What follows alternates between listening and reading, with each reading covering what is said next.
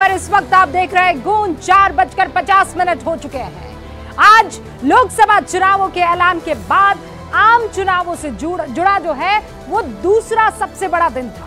क्यों? क्योंकि आज पहले फेज की 102 में से 98 सीटों पर 98 सीट्स पर नामांकन की प्रक्रिया अब से ठीक 1 घंटे 50 मिनट पहले खत्म हो गई। लेकिन इस पहले नामांकन के आखिरी दिन सबसे बड़ा तमाशा दिखा उत्तर प्रदेश में। एक ही पार्टी, एक ही सीट, लेकिन उम्मीदवार दो। हालात ऐसे बन गए कि नामांकन के आखिरी वक्त तक पता ही नहीं चल पाया कि पार्टी का आधिकारिक उम्मीदवार है कौन। प्रभु, समाजवादी पार्टी की आज खूब फजीयत हुई। मुरादाबाद और रामपुर ये दो ऐसी लोकसभा सीट रही जहां पर समझ ही नहीं आया कि उम्मीदवार है कौन। समाजवादी पार्टी के चुनाव चिन्ह से लड़ेगा कौन। पहले मुरादाबाद से मौजूदा सांसद एसटी हसन ने समाजवादी पार्टी से उम्मीदवार के तौर पर नामांकन दाखिल किया था। यह खबर हमने न्यूज़ 18 इंडिया पर आपको दिखाई। फिर रुचि वीरा नामांकन करने आज पहुंच गई। दो तस्वीरें आप देख रहे हैं, रुचि वीरा पहुंची थी आज। दोनों ही नेता दल बल के साथ नामांकन करने के लिए पहुंच गए। रुचि वीरा बाकायदा मीडिया के सामने आई और दावा किया कि समाजवादी पार्टी की आधिकारिक अधिकृत प्रत्याशी जो है वही है।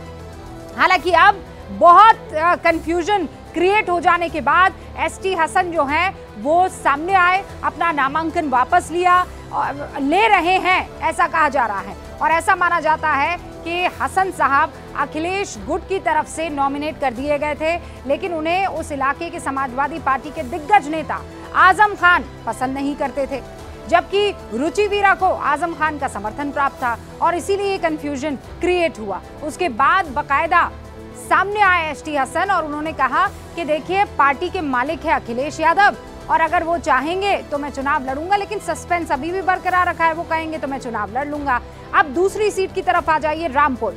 यहाँ भी दो उम्मीदवार आसिम रजा और मौलाना महिबुल्लाह नदवी इसी पसोपेश में रहे कि समाजवादी पार्टी का सिंबल आधिकारिक तौर पर मिलेगा किसको, मौलाना महिबुल्लाह को या आसिम रजा को। आखिरी वक्त में दोनों ने यही तय किया कि हम तो नामांकन करेंगे। इस सीट पर अभी तक साफ नहीं हो पाया है कि कौन समाजवादी पार्टी का उम्मीदवार है। यहाँ भी झगड़े की वजह आजम खान खैमा और अखिलेश की पसंद है। नदवी अखिलेश की पसंद है, जबकि आसिम रजा आजम खान के करीबी है। ऐसे ही अगर झगड़े की बात करूं तो एक और चैप्टर महाराष्ट्र में देखने को मिला। हालांकि वहां शिवसेना उद्धव गुट और कांग्रेस कुछ सीटों पर अभी भी अड़ी हुई है। कांग्रेस और शरद पवार गुट इस बात से भी नाराज है कि उद्धव ठाकरे ने एक तरफ उम्मीदवारों का ऐलान कर दिया। अब तो हालात इतने बिगड़ गए हैं कि कांग्रेस के नेता खुलेआम सहयोगी दलों पर जुबानी हमला भी कर रहे हैं। सुनिए क्या कह रहे हैं संजय निरुपम। उस उम्मीदवार के ऊपर भ्रष्टाचार का आरोप है, ईडी के द्वारा छानबीन जारी है और भ्रष्टाचार का भी जो आरोप है वह कोविड के जमाने में जो मुंबई के गरीब प्रवासी मजदूरों को मुफ्त भोजन कराने की जो योजना थी, उस योजना में से कॉन्ट्रैक्टर से उनने दलाली ली। जो खिचड़ी सप्लाई की गई थी, उस खिचड़ी सप्लायर से उन्होंने दलाली खाई है, जिसकी छानबीन हो रही है। और ऐसे खिचड़ी चोर उम्मीदवार को शिवसेना ने हमारे सर पे थोपा है। हम इसका सरासर विरोध करते हैं। मैं अपने शीर्ष नेतृत्व से इतना ही कहना चाहूंगा कि मैं एक आध हफ्ते ज़्यादा से ज़्यादा अब इंतजार करूंगा। मुझे मालूम है आप लोगों के मन में चिंता ये होगी कि हम अगला निर्णय क्या ले रहे हैं। मैं साफ साफ कहना चाहता हूं कि मेरे सामने अब सारे विकल्प खुले हैं। बिहार में भी पहले चरण में जिस औरंगाबाद सीट पर चुनाव होना है, वहां कांग्रेस अपना दावा छोड़ने को तैयार नहीं है। खबरें ऐसी आ रही हैं, जबकि आरजेडी ने अभी तक कांग्रेस को कौन कौन सी सीट मिली है उस पर तस्वीर साफ नहीं की है। आपको पहले बता दें कि बिहार के पहले चरण की 4 सीटों पर कल तक नामांकन होगा। ऐसा इसलिए क्योंकि होली यहां पर कल सेलिब्रेट की गई थी। यहां पर नामांकन को इसीलिए एक दिन अतिरिक्त जो है वो बढ़ा दिया गया था। इन आपसी झगड़ों के बीच पहले चरण के लिए आज कई दिग्गजों ने नामांकन किया। नागपुर से केंद्रीय सड़क परिवहन मंत्री नितिन गडकरी पहुंचे, नामांकन किया है। महाराष्ट्र की नागपुर सीट से वो चुनाव लड़ेंगे। जितिन प्रसाद ने पीलीभीत से अपना नामांकन जो है वो दाखिल कर दिया है।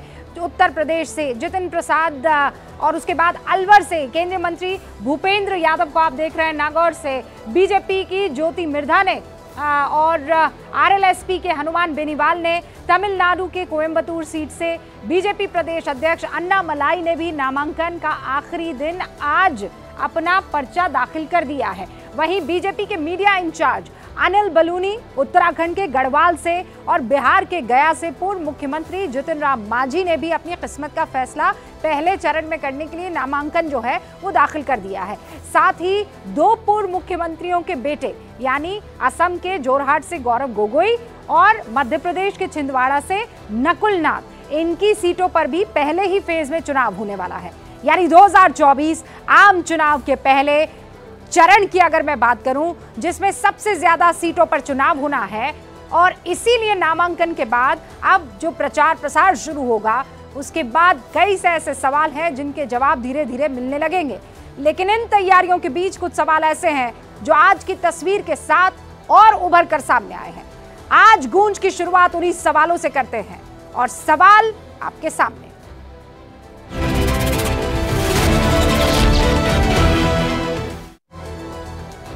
गूंज में आज का सबसे बड़ा सवाल यही है कि विपक्षी खेमे में प्रत्याशियों को लेकर असमंजस आखिरी वक्त में क्यों बना हुआ है।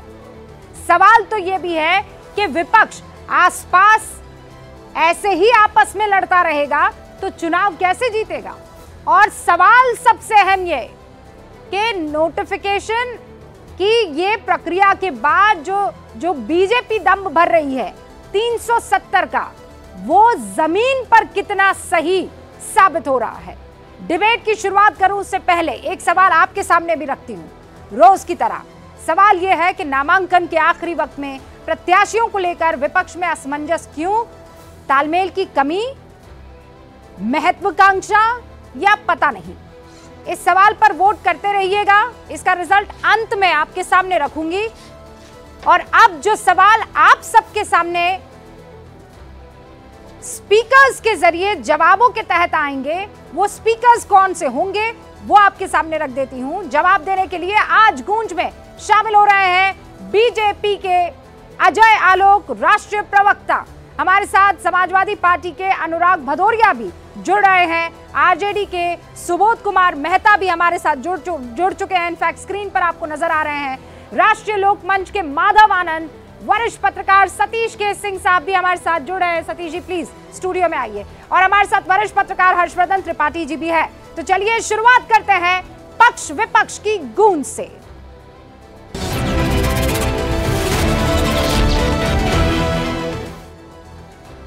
पहला सवाल अनुराग भदौरिया आपसे है। क्या हो रहा है समाजवादी पार्टी में? एक सीट, कई उम्मीदवार, इतना असमंजस का है प्रभु?